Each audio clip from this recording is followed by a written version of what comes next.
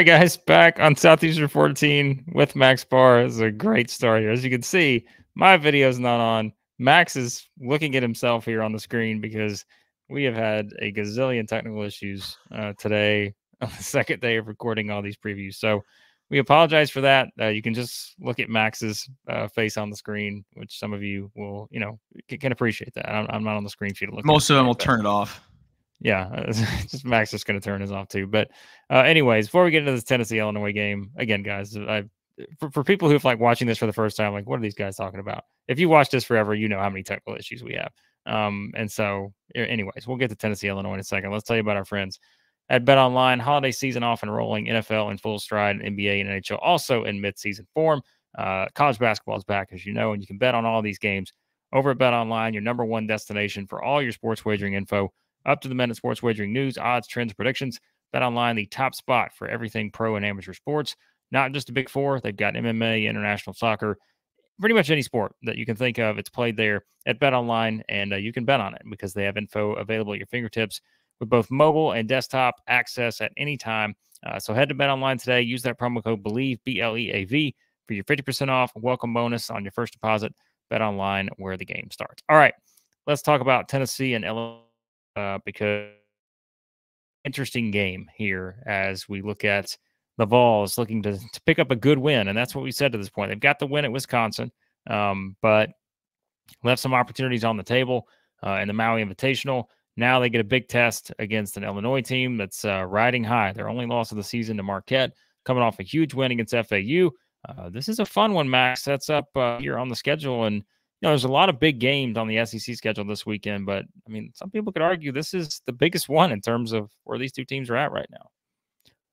Yeah, everyone's going to call Alabama, Purdue the game of the weekend, this and that, and I understand, but me personally, I'm most excited about this one right here. I think there is just so much on the line for both of these teams. Illinois riding sky high after a huge win in prime time against FAU, a good FAU team. And Tennessee, probably this is their last chance of the non-conference to get a marquee win. And it's their first home game against a ranked opponent. So that you already know that place is going to be rocking. No spreads out yet. Prediction on the line will be somewhere from 5 to 6 probably for Tennessee. Call it a -5.5 right now, give or take a few points. So I expect Tennessee to be favored in for good reason. It is a letdown spot for Illinois coming off of a huge win. They had Domask and Shannon Jr. both score 30+. So, I mean, a little bit of a letdown spot coming into Tennessee where they're going to need it. This is their Super Bowl. They're non-conference now after dropping those 3 games against Purdue, Kansas, North Carolina. You got to have this one. They're gonna be playing with everything they got. Before I get into all the nooks and crannies of all the analytics and numbers, Blake, what's jumping out to you here? Well, definitely not my video. I'll tell you what is jumping out, and that is something that we always talk about. Like, this is a game that's going to be a grind, I think, in terms of, because both teams are really good defensively. And I think it's one where, again, you're going to kind of see these two teams flex their strength on that side of the floor, right? Because Illinois still now, I think, number one, 2-point percentage defense in the country, only allowing opponents to shoot 38.2% from 2, which is not bad from 3 either. Opponents only shooting about 29.6% from 3, the 61st nationally. And so I think for Tennessee, the thing we always bring up is like the offensive stretches where maybe they go cold and maybe you have some of those. But as we said, the good thing for Tennessee, at least right now, we got to all knock on wood here. You can't see me doing it because I'm not on the screen right now. But, Tennessee's got to be healthy. They got everybody back for once, right? And so you've got kind of your full squad ready to go. And so I think that's significant from the standpoint of, I think Tennessee will be able to kind of hopefully avoid some of those lulls offensively, even against a good defensive team like this. But because it is a close game, and I can see that you already have it on your notes, everybody knows I like to go to this one. When you have these close games, what I don't like to see in a team that I feel good about is a bad free throw shooting percentage. And Illinois has struggled to make free throws, 333rd nationally, 62.5% from the line. And so If it's a close game, you're going to lean on the Vols here in this one. They're shooting 76.1%. That's top 50 nationally. So, just a couple of those kind of small things where you feel like this is a game where it's hard to envision either team just running away from the other based on how these two play defense. So taking care of the ball, being able to capitalize on those opportunities at the free throw line, Tennessee is better at Illinois in both of those areas. Top 25 in turnover percentage, top 50 in free throw percentage. Meanwhile, Illinois 215 or so, I think, in turnover percentage, 333rd in free throw percentage. Those could be two things that really come back to bite the Illini here if this is one of those close games, in the final couple minutes, which I expect it to be. Yeah, and what I like about this game is there's a few key categories that are really leaning towards Tennessee. Just one thing I wanted to note is Illinois is due for some offensive regression. I mean, they have just been shooting the absolute lights out over their past two games at Rutgers. And everyone knows how hard it is to play at Rutgers. Rutgers has a tough home court. Illinois went in there, shot 45% from the floor, shot 43% from three, made 9 threes, and out-rebounded Rutgers by 25. And then that was 2 games ago. And in their last game against FAU, they shoot 63% from the field and then another 40% from three performance. So you're going back-to-back games just shooting the absolute lights out. And that 40% from three last year as a team, Illinois was bad from outside. I think they were 335th in the country in three-point percentage. They were shooting just a tad over 30%. And a big reason why that percentage is way up this year is Terrence Shannon Jr. is shooting damn near 50% from three. So, I mean, he's definitely a part of this. But this is not an Illinois team that shoots 45% from three as a team. It's just not. And so they're in for some offensive regression. They're due for some shots to not fall. And if there's ever a place where you don't want to walk into and not have some shots fall, it's Thompson-Boling Arena in that defense. So that's the main part I'm looking at.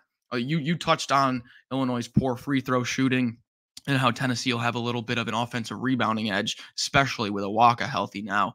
But also just add in that shooting regression that Illinois is due for, plus a letdown spot, plus Tennessee's motivational edge. I'm big on Tennessee here.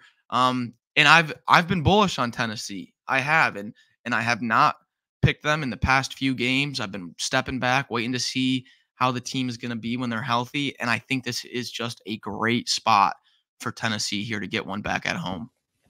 Yeah, I think so too. And we talked about the importance of this game for Tennessee. And I think just again, it's a home game. I mean, Tennessee has played well at homes. We know over the years.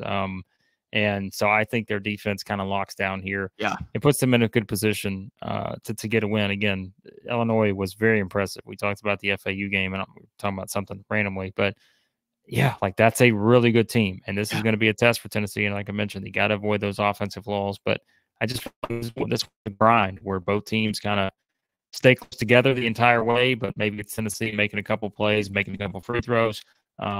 Forcing a few more turnovers because, again, Illinois also one of those teams that really force turnovers a whole lot, even though Tennessee's taking care of the ball pretty well, which makes sense given the guys who are handling the ball. So I like this spot too for Tennessee. Quickly, Max, we're both picking the Vols in this one, but we'll get out of here on this. We've said it in all of our other prediction videos. Whose game is this going to be? We're like, this guy, it's going to be this guy's game. Who are you picking for this guy's game for Tennessee, Illinois?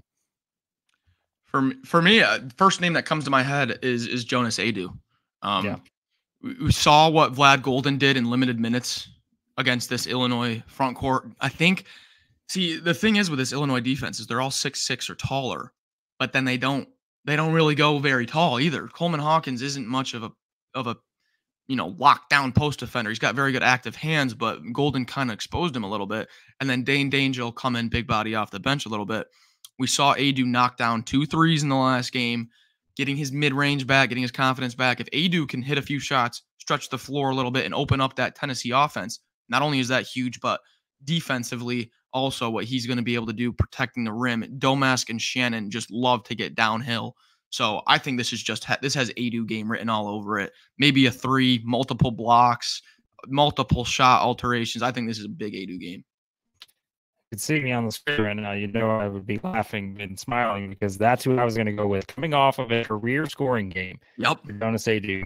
I think this sets up in a good spot going against an Illinois team. As we said, it's got size, not just inside, but all guard big. You mentioned everybody 6'6". Like, they need him to have a good game here, and I think just building a little momentum off of that, I think he can do it. So I think Adu is a really good pick to kind of be the guy that steps up for the big game here because he's got the confidence coming in. And I do think this is one where they'll need him to have a really good performance to be successful. So there you go. There are thoughts on the Vols and the Illini. Again, one of the best games of the weekend. Really sets up nicely given where these two teams are at. So huge game for Rick Barnes' team, and we'll continue to have everything covered FCC basketball wise here at Southeastern 14. We'll have our reaction to all these games as well. So be sure to hit that subscribe button, hit the like button, and a lot more SEC basketball, baseball, football. It's all here at the channel. So we appreciate you guys as always for watching, and we'll talk to you again here soon at Southeastern 14, presented by Bet Online.